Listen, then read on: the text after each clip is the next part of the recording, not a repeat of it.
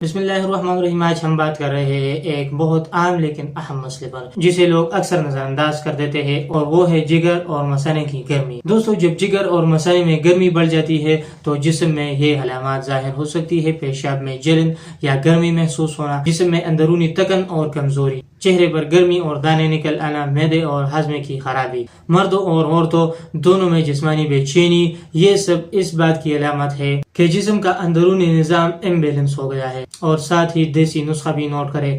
آج ہم آپ کو ایک پرانا اور آزمودہ یونانی نسخہ بتا رہے ہیں۔ تخم کانسنی 100 گرام، مصری 50 گرام، دونوں کو باریک پیس کر کے اچھی طرح مکس کر لے۔ اور ساتھ ہی استعمال کا طریقہ: صبح نہار منہ ایک چھوٹی چمچ آر کے کانسنی کے ساتھ استعمال کرے اور دوسری چمچ شام کے وقت لے۔